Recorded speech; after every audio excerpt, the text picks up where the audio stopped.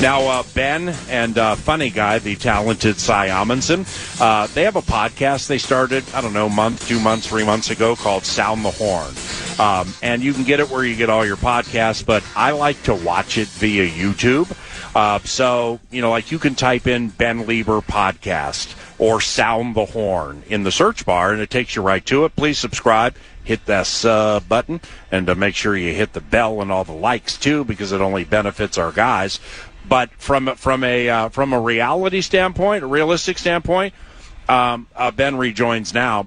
What I really like about this is it's funny. The takes are good, but you guys keep it fresh, man. Like right after that Giants game, Sound the Horn podcast, there was something there. Preview of the joint practices. Boom. I think you guys did something after it yesterday. It seems like you're having a lot of fun with this, but from my perspective, man, you're doing a really good job with this Sound the Horn podcast. Well, I appreciate that and appreciate the love on your show. But, I got to give a lot of credit to Cy. He does a really, really good job with all the back-end stuff. He's super talented, not only as just a person that loves sports and football with a really unique take on a lot of things and a different angle to look at things, but he's really talented with the editing, with all of this stuff, the technical stuff that I don't understand at all. He's really, really good about that. So, yeah, man, we're just kind of plugging away. We enjoy doing it like a little side project and hobbies that we all have. I mean, it's much like, Bursic's pictures that he just sent. I mean, unfreaking believable. Aren't those great? They are so good. Did you know that he was taking this up as a hobby? No idea. I saw him walk in yesterday. I thought he had a machine gun over his shoulder. That thing was so big. It was a $3,500 camera, and he's out there going Annie Leibovitz on it. And apparently his gal's really into it, and he just kind of jumped into it as a side bit. And so he's become obsessed with it. Lieber, when he gets Bursich, excuse me. Lieber, when Bursich gets his mind to something, he can't stop. So he's incredible at it. Yeah, it's really, really cool to see, especially the fact that I didn't even know that he was dabbling with this stuff. I mean, there's just a lot. There's a lot to know when it comes to photography. You got to think about all the lighting and the exposure, and how the shutter speed and all this other stuff. F-stop. I don't even know all the technical terms, but right. I know there's a lot that goes into it. They turned out really good. Yeah. Hey, to get to this Ben Leber and Cy Amundsen Sound the Horn podcast, when you go to YouTube, because I'm an elite YouTube Shorts mind, I watch a lot of ministry related stuff on YouTube. But the best thing to do is to just type in Ben Leber podcast, and it takes you right to it. But it's called Sound the Horn, man, and it's just they keep it updated. Cy's really, really talented. It's really cool. Hendrickson versus Darisaw. That's high-end fun. I mean, those are, it's like when we were at the Vikings-Browns joints a few years ago, and I was standing next to you. Watching Myles Garrett go against Christian Darisaw, that was amazing. But Darisaw and Hendrickson, that's pretty cool. Did you see much of it? No, I did hear about it, though. I was sort of on the other end watching our defensive guys pass rush against their offensive line. Oh, yeah. But I heard that it was a great matchup. I heard Darisaw basically won, as what I understand is like he won that battle against one of the best pass rushers in the game. Sounds like our whole offensive line did a really good job against a really talented front. And that is, I know a lot of people like watching the one-on-ones with the receivers and cornerbacks, and that's compelling because it's like big explosive plays, the ball's traveling in the air, there's just like this a second or two of like, is this going to be like a big play or not? But that drill is largely unrealistic. I love watching the pass rush one-on-one because it's about the most realistic that you can get in the course of a drill outside of team periods. And it's good that our guys kind of won those battles offensively. All right, last one, maybe a couple of quickies to close here. At Nacho Leber, Ben Leber, Twin Cities Live, 3 to 4:30 today, Channel 5. Make sure to watch. Dominic Orange, Big Citrus versus the New York Giants. I want to know what you thought there. Now, on the field that you weren't watching closely, I was watching closely through the binoculars. They have a player named Venga Ioane. And I wasn't super familiar with him. Then I looked at the roster, and I'm like, damn, I think he was a first-round pick from Penn State. I mean, he's a rookie from Penn State, and, they really, really believe in him. Dominic Orange had a moment where he trucked him yesterday and buried him in the ground. It was super, super impressive. What do you think of Citrus to this stage of the equation? I think it's progressing nicely. I was really surprised by the amount of burst that he had off the line in that game against the Giants. I think that we all feel like he's just this big, plodding nose tackle space eater that is going to be great against the run. But I think that what he really showed is he has a nice get off, not just in first and second down where he's hopefully going to make some plays on the running back and the backfield for tackle for loss and all this stuff. But I do think that he's going to sneakily give you some reps to get some pressure on the inside, on the quarterback in the passing game. Both he and Caleb, I think, are definitely going to be on a pitch count. You saw the conditioning, really take effect, probably more so with Caleb than you did with Big Citrus. But I was really surprised with how he moved and how he moved vertically in that small space. The other guy that because I was watching the pass rush with our defense against the Ravens offense yesterday and we saw this guy. This is not a huge surprise just because we saw him make some plays and flash a little bit in the game on Saturday, was Elijah Williams. Big number 99. I don't know if has gotten enough love this training camp.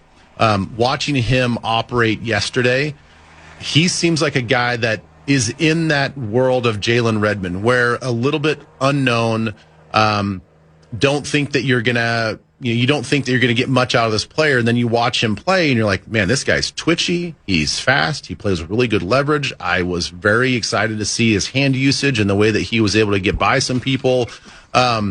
So he's a guy that I'll be watching, and hope everybody else will be watching this next game on Saturday and throughout training camp. Is where does he fall on the team? Where does he fall on the roster? And can he be one of those guys that we can actually use on a heavy rotation to get some inside pressure from that defensive tackle spot?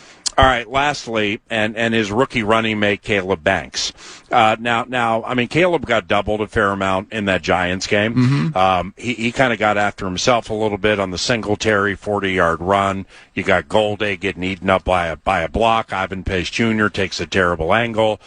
James Pierre freaks out, has his ankles broken, and Jay Ward continues to shine because he saved the day. He ran like a half mile to save a touchdown. But, Banks felt that he should have been there more quickly, and then he made a mistake. He still mostly is running with the 2s and the 3s. To close, what do you think of that? And I bet he plays this weekend. I mean, he'll probably play this weekend, right? Oh, I would imagine so. I would imagine he and Citrus and a lot of the young guys will get lots of reps.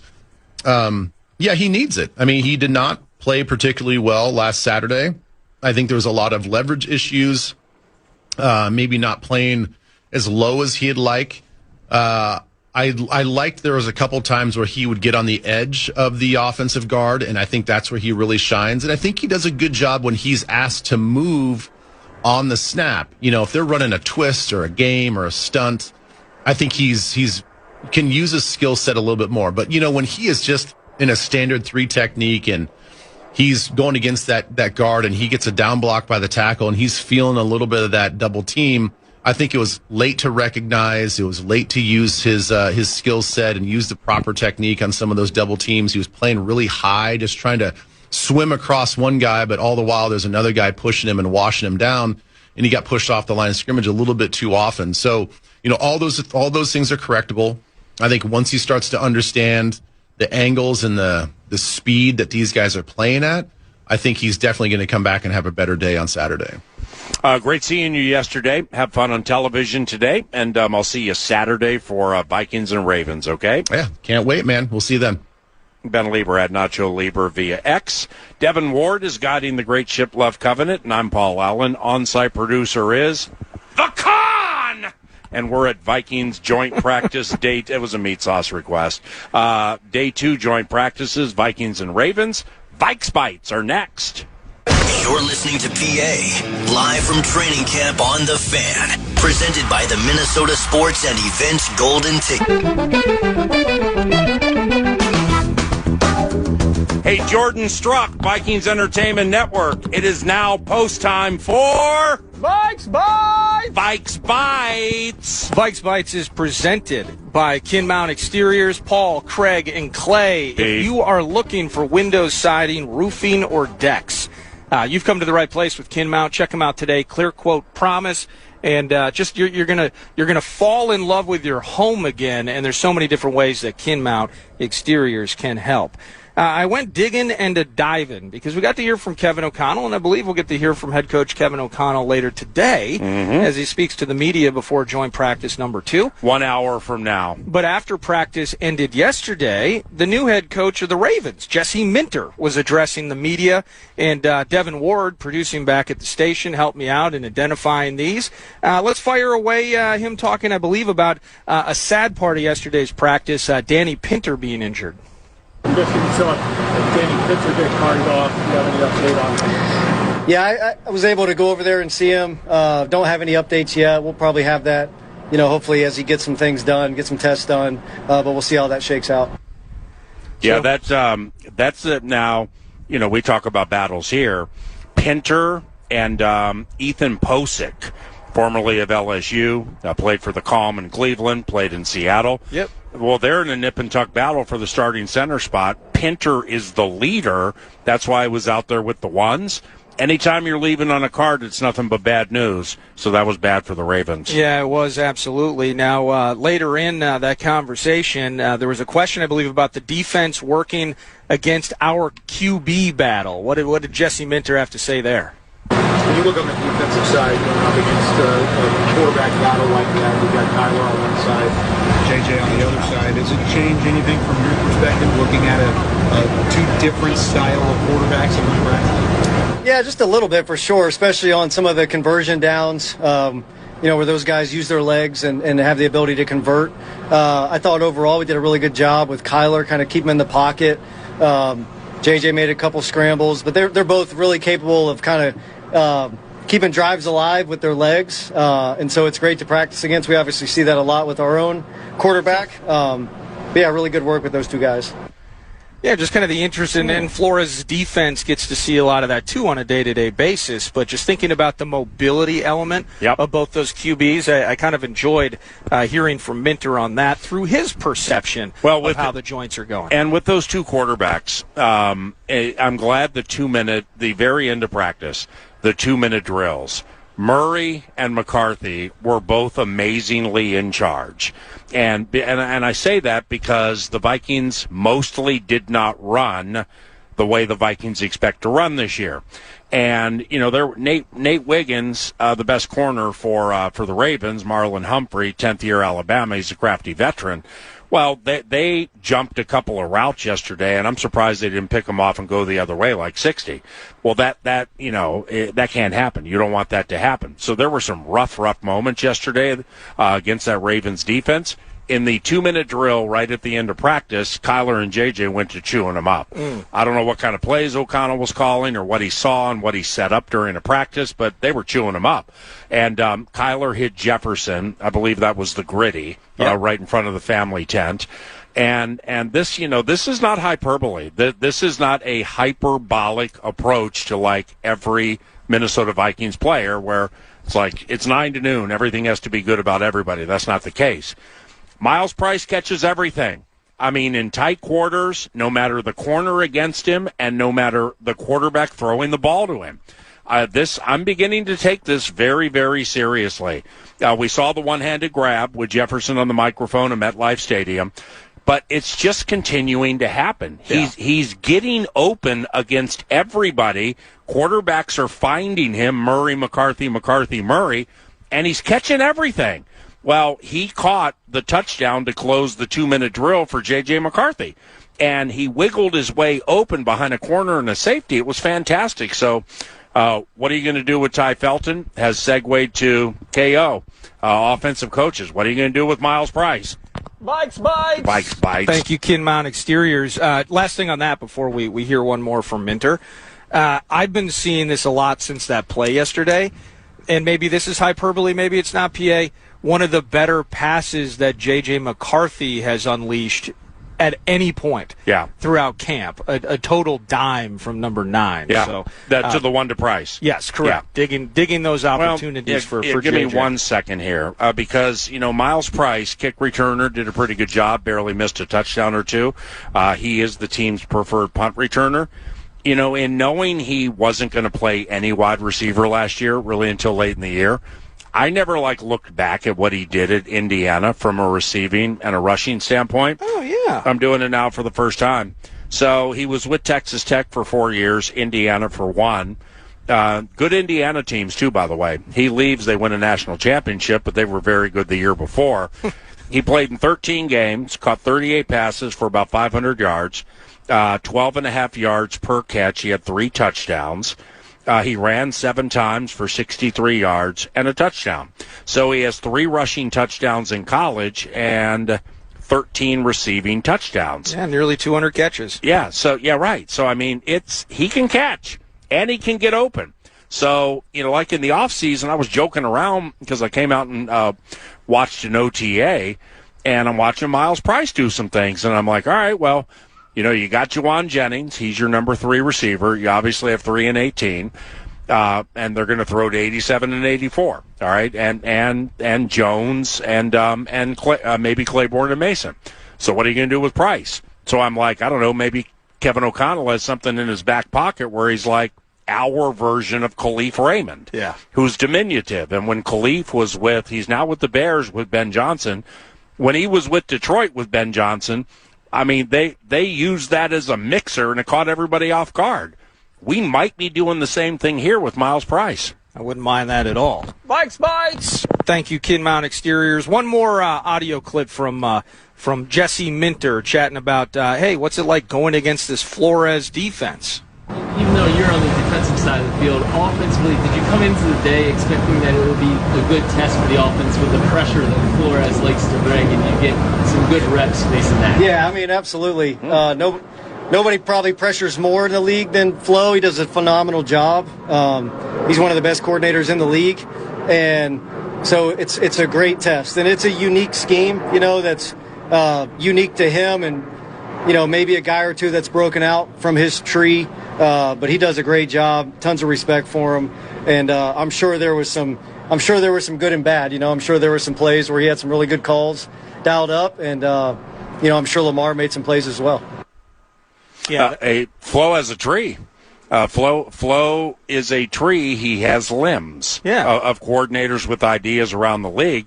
One of them is here, inside linebackers coach Mike Saravo, who called the first half of the Giants game, and I think he's going to do the same thing in the Ravens game, where Saravo, from what I understand, just really called a heck of a first half, completely catching Jackson Dart off guard in a lot of areas. Obviously, the Jay Ward sack, the Tyrone Tracy, the running back, had no idea that was coming.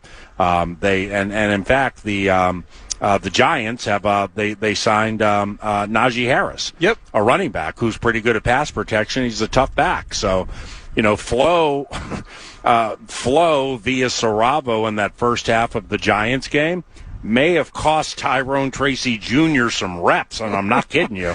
Viks Bits!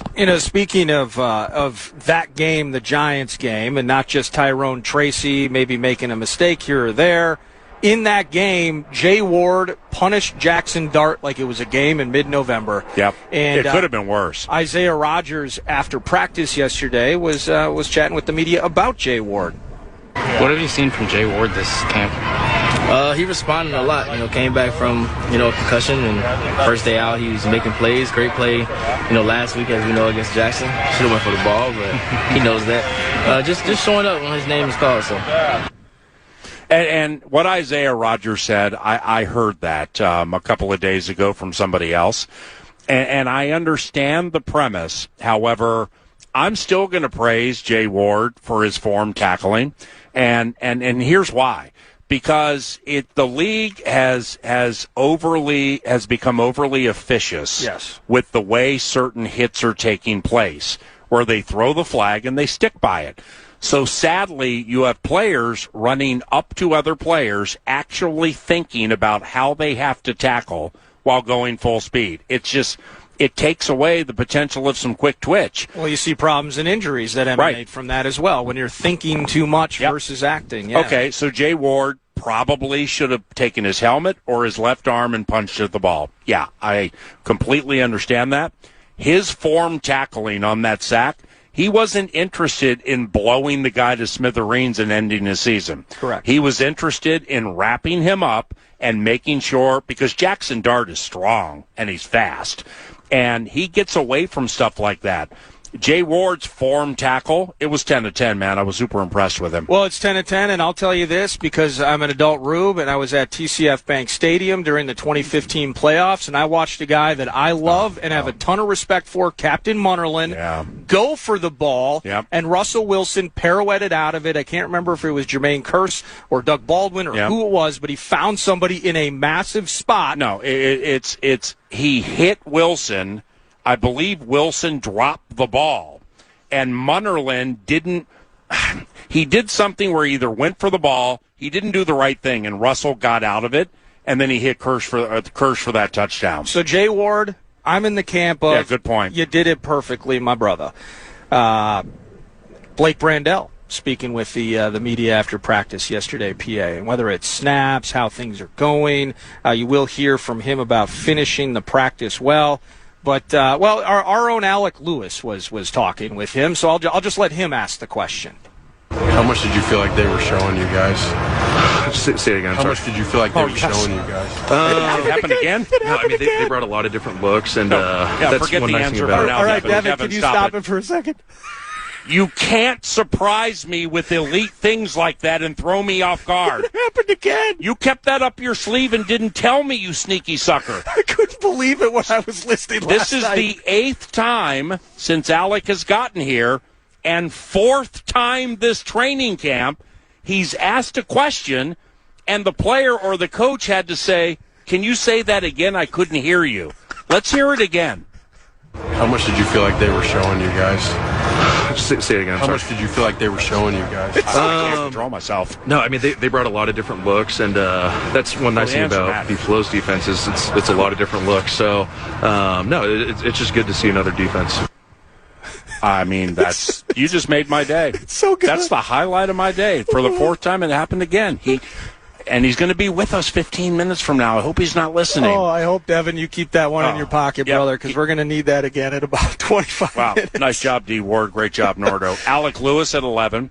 Kyle Yeomans, the Viks for the Baltimore Ravens, about 11:20. Kevin O'Connell and his presser at 11:40.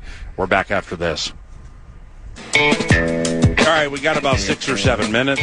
Let's break from the Vikings for a moment and update the world in case you missed it with some NFC North news. The Bears, the Lions, the Packers, what's going on with the division foes. And here is the con. Well, there's not a lot. When I wasn't trying to find new elite audio bits from Alec Lewis of The Athletic, I was peeking around the division. Bears, it's ho-hum, man. Like, I'm seeing this Chicago Sun-Times headline last night. Can anybody guard Colston Loveland? Yeah, he's so tough. He's so good. Cow, he's good. He's so good. Ty Warren got hurt yesterday for Indy. They don't think it's bad. He'll miss a week or something like that. I don't know. I might have overstepped it a little bit when I'm like, I think Tucker Kraft's the best tight end in the NFL. I stick by it. I mean, I just really, really love how he plays. But, Loveland and Bowers, I mean, there are some tight ends that I forgot. Well, Bowers is insane. And Kittle, sadly with the injury late last year, Kittle's among the best in the league when he's healthy and rolling and just everything he brings to that team. But they're loving Colston Loveland. It's ho-hum, going to repeat in the division, etc. Tyson Bagent got hurt in the preseason game, but he's going to be fine. Mm-hmm. They did sign Marcus Davenport, so they're rolling into potentially Fool's Gold Central with that. But Dennis Allen knows. Yeah. He knows him from the New Orleans days. Yeah, well, you would think he would know better. I mean, what a world where Zadarius Smith gets signed on a Tuesday and Marcus Davenport gets signed on a Wednesday. Best of luck to them in all their endeavors. I saw this, and I kind of want to hit you with this because this is an A topic, regardless of whether Tucker Kraft is the best tight end in the league. This vibe coming out of Packers training camp is that Matthew Golden is kind of becoming the star of the camp. So I found this from SI. Matthew Golden's dominant day and days at training camp. It's been building. Romeo Doubs, Dontavian Wicks. It's been clear that he'd be a focal point of the passing game now that those guys are gone. Mm-hmm. Every day at camp has been a productive day. None more than Tuesday when Jordan Love went to him early and often. Some quotes here. He caught 7 passes during 11 on 11. From Golden himself, just a good day to go out there and practice, continue to build chemistry with Jordan, be on the same page. For me, just to keep on building confidence, everything is preparing for week 1 against the Vikings. Right. But Matthew Golden being spoken of in some respects is kind of the star of camp for Big the Pack right now. Right, and it's who did we chat with last week? It was when we were doing the Packers 2-a-day bit. Bill Michaels. Bill Michaels, that's right. Yeah, super well-respected radio voice. And he was in Sturgis, but with Wisconsin Podcasting and Radio. And if you think about it, you see, I just don't know enough about the Packers' offensive line yet. I know their left tackle, I think it's Rasheed Walker. He left in free agency. Jordan Morgan at left tackle, that's his natural spot. Yeah. I'm not the biggest fan, but he's very young in his career. So here's the point. If they protect, and they keep Watson, Reed, and the Golden Bits real with Kraft, if all that happens, I mean, that's if they protect, man, that's top 3, top 4 offense in the NFL. Well, the key for them, they need to know what their offensive line is looking like. Because I think Aaron Banks, that left guard they spent some cash on, formerly of the Niners, he just returned to practice. Josh Jacobs just getting back to practice. So they're a team health-wise that's kind of on the mend. I don't know how Packers fans feel about Sean Ryan. Because Sean Ryan was kind of we have to find an answer with Elton Jenkins being out of the mix. We had to find, and he was kind of, I think, spot filling at some point, but now he's the full-time man in the middle. Yeah. So, but their version of the moving company is a big talker there. And then Packers fans at MadProducer1 via X. Share with him what you think of your offensive line so we can share on the radio. At MadProducer1. And also, it sounds like they adore a couple of their rookies. First, we've talked about him, that Brandon Cisse, the corner out of, was he sounds out of like South a character Carolina? from Game of Thrones. Well, according to this, standout of the entire rookie class. He's been excellent throughout camp.